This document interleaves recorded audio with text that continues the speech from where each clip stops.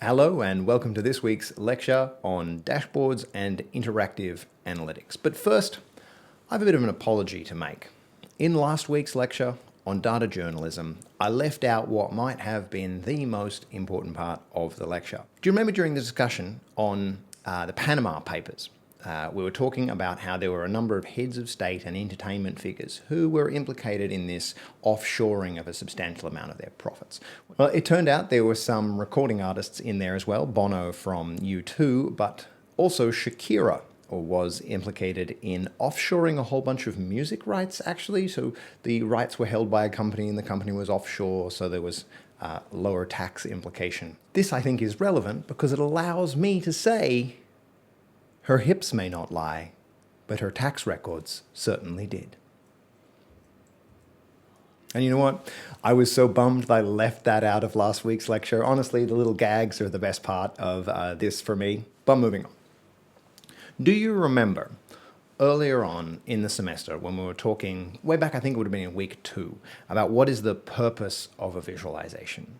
And back then we were talking primarily about infographics, and we were talking about whether they were exploratory or explanatory.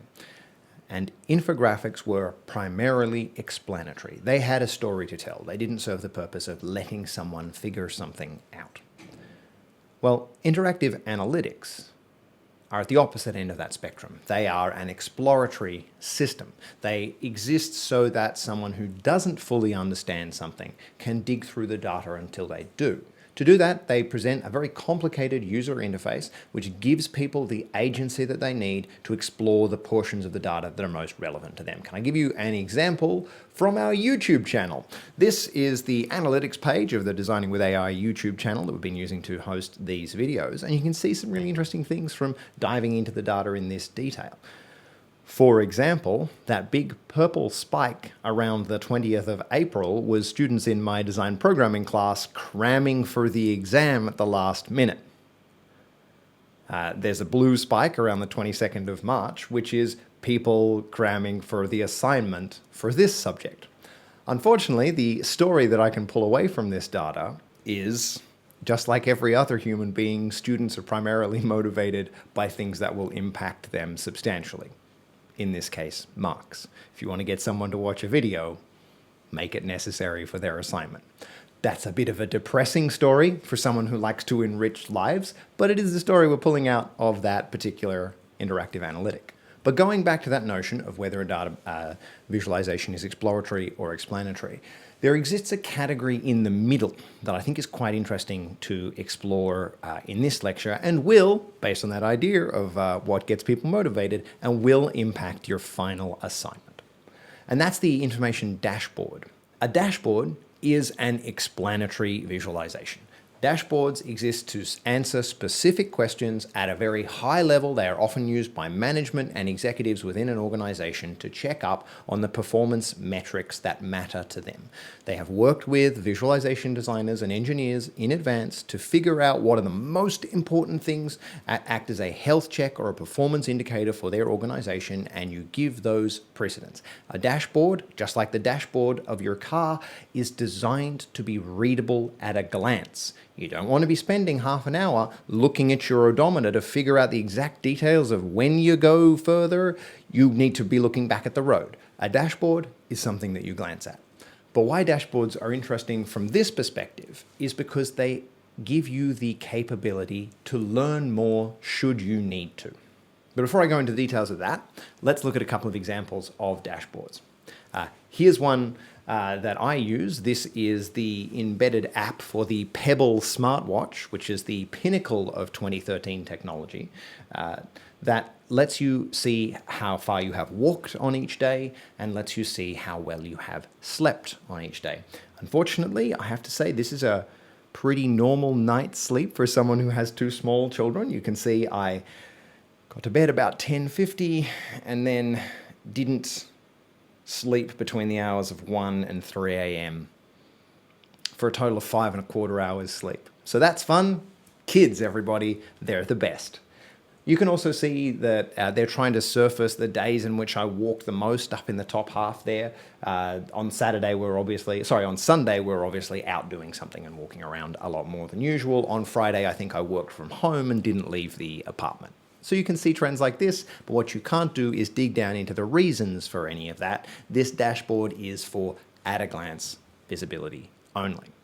There's even an example of this from our previous lectures. This was, I think, an example I used in week 3 or so. This is for Clipsal, which lets you monitor any solar panels or batteries that you've got installed at your house. This shows some dashboardy elements in things like that first and second screenshot, which just give you a top-line view. The above-the-fold stuff, what's the most important part that you need to know right now? How much money have I saved towards paying off my panels? And then what is my history is something that you can dig into. That's the third panel, only if you have more time to explore. And the fourth panel about usage over time is something that you would only dig into if you are interested in getting the details. So key to designing a dashboard is this principle of drilling down.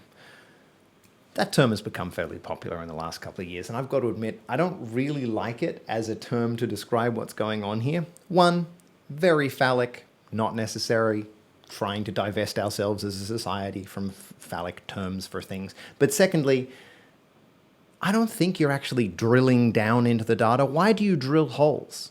Because you want to screw things tight. You want things to not move anymore. You drill holes in order to make things stop. Unless they mean drilling in like an Antarctic ice core sense, but that's not exactly the first thing that people would think. The point is, it's a very confused metaphor. What it's really called is progressive reveal or progressive disclosure. That's the interface design term, the design pattern that governs this idea of showing people a little to begin with, but giving them opportunities on how to find more. So I showed you some of the examples of that from the Clipsal Viz before, but here's another example that I think you might find familiar. This is the top level part, the dashboard part of that YouTube analytics page, just showing us the 3 metrics of interest for most channel owners. Well, how many views did you get in the last 90 days? How many 1,000 hours of watch time? And how many subscribers have you added in that period? Then you can see kind of like the views over time, or if you click on those other things, you can see watch time over time, etc. This is the top level interface. But look how many interface objects allow you to dig down further. You can see the see more over here. You can click on that to get into details about views.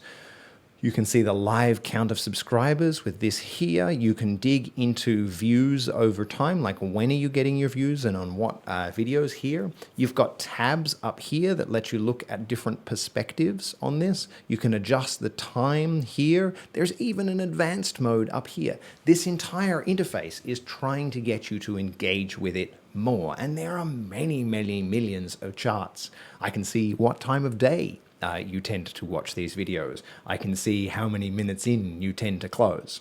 I think that'd be about now on average. Were you thinking of closing the video?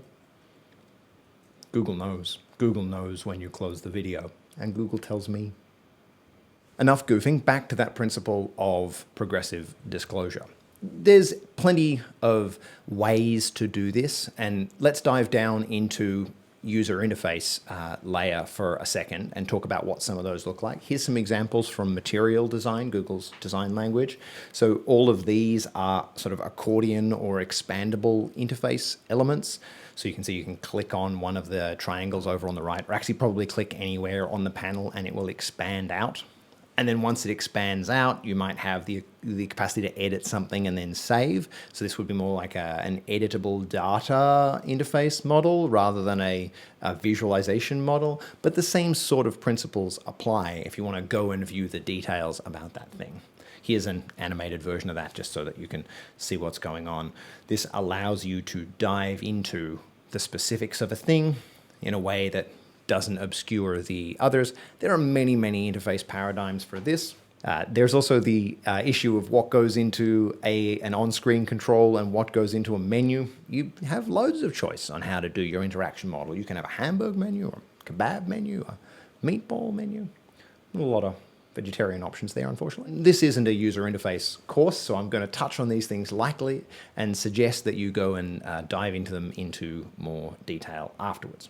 But in going back to the basics on interface design for visualizations, we can start to get at, I think, the really most fascinating part of the third assignment for this course, which is that you have the opportunity now to go beyond charts, to go beyond static charts, to go beyond just presenting our story one way, and to integrate some exploratory capacity into your final assignments should you feel that that is a good angle for your story, and should you be able to have the technical chops to pull it off. It is not required. You can tell a great story using the simple charts that we've learned, but I would encourage students to go down the interactive analytics route. Consider having some elements of your story, of the article that you put together for assignment 3, having something more of an interactive web app vibe to them. Not necessarily a dashboard, because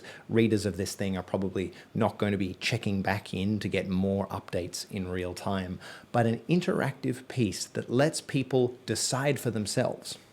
Some of the most effective pieces of data journalism that I've seen show people the top line and then let them go learn more. Probably the best example of that is Hans Rosling's gapminder.org, which allows you to dig into what is the actual gap between the rich and poor countries, and what does that really look like, because most people's ideas, first world, second world, third world, are about 40 years out of date at this point. So I'd encourage people to try to find a balance between their skills as an interaction designer and the skills they're picking up as a data visualization designer, and look for something interactive and unique in the middle. It might be a great way to show off those chops for the third assignment.